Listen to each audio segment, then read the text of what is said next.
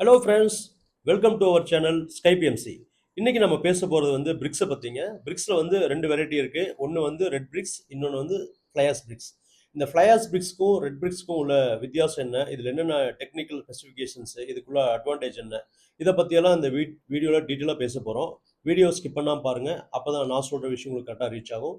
Video பிடிச்சிருந்துன்னா மறக்காமல் like பண்ணுங்கள், share பண்ணுங்கள், சப்ஸ்கிரைப் பண்ணுங்கள், உங்கள் ஃப்ரெண்ட்ஸுக்கெலாம் தெரியப்படுத்துங்க. இன்னும் எங்களுக்கு ரொம்ப சப்போர்ட்டிவாக இருக்கும். வாங்க இப்போ வீடியோக்குள்ளே போகலாம்.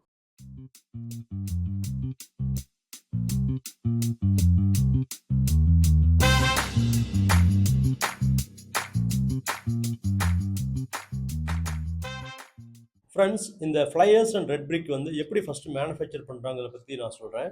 ரெட் பிரிக்ஸ் வந்து உங்களுக்கு நார்மல் ரெட் சாயில் அப்படிங்கிறத யூஸ் பண்ணி அந்த ரெட் சாயில் கிளேவை யூஸ் பண்ணி அதை வந்து ப்ராப்பரான மெஷின் மோல்டு இல்லைன்னா டேபிள் மோல்டு வழியாக அதை மோல்டு பண்ணி உங்களுக்கு சூளைன்னு சொல்லுவாங்க. சூளையில் வந்து ப்ராப்பரான டெம்பரேச்சரில் வந்து அதை பர்ன் பண்ணி அதுக்கப்புறம் சப்ளை பண்ணுவாங்க.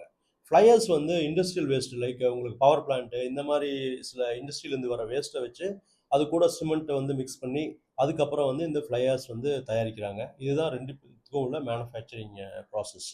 இதுக்கப்புறம் பார்த்தீங்கன்னா டெக்னிக்கல் ஸ்பெசிஃபிகேஷன் அப்படின்னு பார்த்தீங்கன்னா மெயினாக நம்ம பார்க்க வேண்டியது கம்பர்சிவ் ஸ்ட்ரென்த்து. ஃப்ளையர்ஸ்க்கும் ரெட் பிரிக்கும் ஆல்மோஸ்ட் ரெண்டும் சேம் கம்பர்சிவ் ஸ்ட்ரென்த்து தான், பெரிய டிஃப்ரென்ஸ் கிடையாது. ஸோ அதனால் நீங்கள் வந்து கண்டிப்பாக ரெண்டுமே யூஸ் பண்ணிக்கலாம். மூணாவது வந்து பார்த்தீங்கன்னா வாட்டர் அப்சார்ப்ஷன் டெஸ்ட்னு சொல்லுவாங்க. அதாவது தண்ணி வந்து எவ்வளோ அப்சர்வ் பண்ணுது அப்படின்னு பார்த்தீங்கன்னா ரெட் பிரிக்ஸில் வந்து கொஞ்சம் அதிகமாக இருக்கும். வேறஸ் ஃப்ளையர்ஸில் வந்து உங்களுக்கு கம்மியாக தான் வாட்டர் அப்சர்ப்ஷன் ஆகும். ஏன்னா இது வந்து இதனால் நமக்கு என்ன அட்வான்டேஜ்னு கேட்டிங்கன்னா, உங்களுக்கு பெரிய பெரிய இந்த டாய்லெட் பில்டிங்க்கு, அப்புறம் வந்துட்டு பேஸ்மெண்ட்டு, நம்ம வீடு கட்டுறோம்னு வச்சுக்கோங்களேன், பேஸ்மெண்ட்டுக்குலாம் இது தாராளமாக யூஸ் பண்ணலாம். ஏன்னா மழைக்காலங்களில் வந்து பேஸ்மெண்ட்டில் வந்து நிறைய இடத்துல ஓதம் வரும். ஸோ அந்த ஓதம் டேம்ப்னஸ் வராமல் இருக்கிறதுக்காக இது வாட்டர் அப்சர்ப்ஷன் ரொம்ப கம்மிங்கிறனால நீங்கள் வந்து பேஸ்மெண்ட்டுக்கு வந்து இந்த ஃப்ளையர்ஸ் யூஸ் பண்ணலாம். இதனால ரெண்டு அட்வான்டேஜ். ஒன்று இது வந்து இந்த டேம்னஸ் அவாய்ட் பண்ணும். ரெண்டாவது வந்து கீழே அந்த ஈரத்துக்கு வந்து செங்கல்ல வந்து உங்களுக்கு இந்த கரையான் பிடிக்கிறது இல்லை வேற மாதிரி ஏதாவது இஷ்யூஸை கூட இது வந்து கண்ட்ரோல் பண்ணும். ஸோ அதனால் நீங்கள் வந்து பேஸ்மெண்ட்டில் வந்து இந்த ஃப்ளையர்ஸ் யூஸ் பண்ணிக்கலாம். மூணாவது வந்து சைஸு. ரெண்டுக்கும் சைஸ் வந்து ஒரே ஈவனாக தான் இருக்கும். சைஸில் எந்த ஒரு டிஃப்ரென்ஸும் கிடையாது. ஃபினிஷிங் பார்த்தீங்கன்னா உங்களுக்கு ரெட் பிரிக்கோட ஃப்ளையர்ஸில் வந்து உங்களுக்கு சைஸு அதோடைய வித் லென்த் எல்லாமே கரெக்டாக இருக்கும். இதனால நமக்கு என்ன அட்வான்டேஜ் கேட்டிங்கன்னா மாட்டர் திக்னஸ் வந்து ஒரே மாதிரி ஈவனாக வரும். இதனால வந்து நமக்கு ஒரு காஸ்ட் வந்து ஓரளவுக்கு நம்ம வந்து பிளாஸ்டிக்கில் சேவ் பண்ண முடியும். நாலாவது வந்து இது ரெண்டுக்குள்ள காஸ்ட். காஸ்ட் தாங்க பெரிய டிஃப்ரென்ஸ் நமக்கு. ஏன்னா நீங்கள் ஃபார் எக்ஸாம்பிள் ஃப்ளையாஸ் பிரிக் வந்து ஒரு கல் வந்து ஆல்மோஸ்ட் ஒரு ₹8 வரும். வேறஸ் நீங்கள் ரெட் பிரிக் போனீங்கன்னா ₹12, ₹13, ₹14 வரைக்கும் இருக்குது. இது ரெண்டையும் நீங்கள் வந்து கம்பேர் பண்ணி பார்க்கும்போது ஆல்மோஸ்ட் 35 to 40% காஸ்ட் வந்து நீங்கள் சேவ் பண்ண முடியும். இது எங்கே ஒர்க் அவுட் ஆகும்னா, நீங்கள் வந்து லைக் ஒரு வீடு கட்டும்போது பேஸ்மெண்ட்டுக்கு வந்து இந்த ஃப்ளையர்ஸ் யூஸ் பண்ணலாம். அதுக்கப்புறம் வந்து பேஸ்மெண்ட்டுக்கு மேலே அப் டு ஸ்லாப் வரைக்கும் நீங்கள் ரெட் பிரிக்ஸ் யூஸ் பண்ணிட்டு பேரபெட் வால்லாம் நீங்கள் ஃப்ளையர்ஸ் பண்ணலாம். இதனால என்னன்னா நமக்கு வந்து ஒரு காஸ்ட், ஒரு நார்மலான காஸ்ட் வந்து சேவ் பண்ண முடியும். இதே வேறஸ் நீங்கள் ஒரு இண்டஸ்ட்ரியல் பில்டிங்கு, ஒரு கமர்ஷியல் பில்டிங்கு, இந்த மாதிரி இடங்களில் வந்து நீங்கள் ஃபுல்லாகவே ஃப்ளையர்ஸ் போய்க்கலாம். இதனால வந்து என்னன்னா ஒரு 40% காஸ்ட்டுங்கிறது ஒரு மிகப்பெரிய நமக்கு ஒரு காஸ்ட் சேவ் பண்ணும். இது வந்து இந்த காஸ்ட் டிஃபரன்ஸ் பற்றி நான் சொன்னது. இதுக்கப்புறம் வந்து அப்ளிகேஷன் பார்த்தீங்கன்னா வந்து இப்போ வந்து எல்லா இடத்துலையும் யூஸ் பண்ணுறாங்க. நிறைய இடத்துல ஒரு டவுட் இருக்குது. அதாவது இந்த ஃப்ளையர்ஸ் வந்து கொஞ்சம் ஹீட் வந்து அதிகமாக இருக்கும். அதாவது வந்து டெக்னிக்கலாக சொல்லணும்னா தெர்மல் கண்டக்டிவிட்டின்னு சொல்லுவாங்க. தெர்மல் கண்டக்டிவிட்டி வந்து ரெட் பிரிக்ஸ் விட இதில் ஒரு ஒரு டிகிரி 2 டிகிரி அதிகம் இருக்குன்னு சொல்கிறாங்க. பட் ஆனால் யூஸ் பண்ணலாம் அப்படிங்கிறது நம்ம டிசைட் பண்ணிக்கலாம். பட் பெட்டர் நம்ம வந்து வீடுகளுக்கு வந்து நீங்கள் பேஸ்மெண்ட்டுக்கு மட்டும் யூஸ் பண்ணிவிட்டு அப் டு ஸ்லாப் வரைக்கும் நீங்கள் ரெட் பிரிக்ஸ் போய்க்கலாம்.